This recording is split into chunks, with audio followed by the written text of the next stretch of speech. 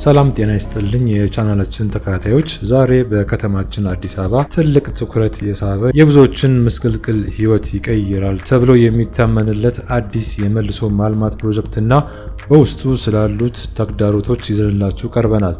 የከተማዋ እምብርት በሆነው መርካቶ አካባቢ የሚገኘውና በስሙ እንደሚያመለክተው ቅጠል ተራ እየተባለ የሚጠራው ሰፈር ወደ ውብና ዘመናዊ መኖሪያ ስፍራነት ለመቀየር የመሰረት ድንጋይ ተቀምጧል። ከንቲባ አዳነች አቤቤ እንደገለጹት ይህ አካባቢ እስካሁን የነበረበት ሁኔታ ለሰው ልጅ ክብር የማይመጥን እጅግ የቆሸሸ የተፋፈገ እና የተጨናነቀ ነበር። የሚገርመው ነገር የከተማዋ እምብርት ላይ ሆኖ ሳለ ነዋሪዎቹ አሁንም ድረስ በኩራዝና በሻማ ብርሃን ለመጠቀም ተገደው ኖረዋል። የኤሌክትሪክ መስመሩም ቢሆን እንደ ሸረሪት ድር የተጠላለፈ እና በማንኛውም ጊዜ ለአደጋ የሚያጋልጥ ነበር። በድህነት ምክንያት ኑሯቸውን ለመደጎም ቤታቸው ውስጥ ቆጥ ሰርተው አልጋ የሚያከራዩበት አከራዮች ነዋሪዎችን ዘግቶባቸው በሚውልበት ወቅት በሚፈጠር የእሳት አደጋ የሰዎች ሕይወት የሚጠፋበትና ንብረት የሚወድምበት አስከፊ ገመና የነበረው ሰፈር ነው። ይህ ፕሮጀክት ይህንን አስከፊ ታሪክ ለመቀየር ያለመ ነው።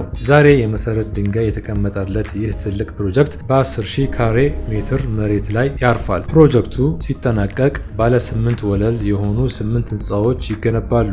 ከ500 በላይ ዘመናዊ የመኖሪያ ቤቶች ይኖሩታል። ከ20,000 በላይ ሰዎችን ንጹህና ለሰው ክብር የሚመጥን ዘመናዊ የአኗኗር ተጠቃሚ ያደርጋል። ለልጆች የስፖርት ሜዳ፣ የንግድ ሱቆች እና ሌሎች አስፈላጊ መሰረተ ልማቶች ይሟላለታል። በመጨረሻም ይህ የመንግስት እርምጃ በተለይም ሰው ተኮር ስራዎችን ማዕከል ማድረጉ እና በችግሮቹ ላይ ደጋግሞ ከማውራት ይልቅ መፍትሄ ይዞ መቅረቡ እጅግ የሚበረታታ እና የሚደነቅ ነው። ነዋሪው እዚያው በለመደው አካባቢ የመኖሪያ ቤት እና የንግድ ቦታ እንዲያገኝ ማድረጉ የፕሮጀክቱን ፋይዳ ከፍ ያደርገዋል። ነገር ግን ይህንን የምስራች ስንሰማ በአዲስ አበባ ከተማ የቤቶች ጥያቄ አንገብጋቢነታቸው ቀጥሎ ያሉ ሌሎች ወገኖቻችንም ማሰብ ግድ ይለናል። እዚህ ላይ ለከንቲባ አዳነች አቤቤ ማስተላለፍ የምፈልገው ወሳኝ መልእክት አለ። ክቡር ከንቲባ፣ የቅጠል ተራ ህይወት ለመቀየር የጀመሩት ጥረት የሚደነቅ ቢሆንም የ2005 ዓ.ም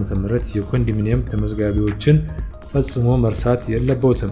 እነዚህ ተመዝጋቢዎች ለ20 ዓመታት ያህል ተስፋ ሰንቀው ቁጠባቸውን እየቆጠቡ አሁንም ድረስ በኪራይ ቤት እንግልት ላይ የሚገኙ ናቸው። መንግስት አዳዲስ ፕሮጀክቶችን ሲጀምር እነዚህን ቀዳሚ ተመዝጋቢዎች ቅድሚያ ሊሰጣቸው ይገባል። ስለሆነም ከንቲባዋ ለ2005 ተመዝጋቢዎች ትኩረት እንዲሰጡ እና አንደኛ በምን ያህል ጊዜ ውስጥ ቤት ሊደርሳቸው እንደሚችል ግልጽ መረጃ ቶሎ እንዲሰጡ፣ ሁለተኛ በአሁኑ ሰዓት ግንባታቸው ያለቀ ቤቶች ካሉ እጣው መቼ እንደሚወጣና ለእነማን እንደሚታደል በግልጽ እንዲታወቅ ማጠቃለያ።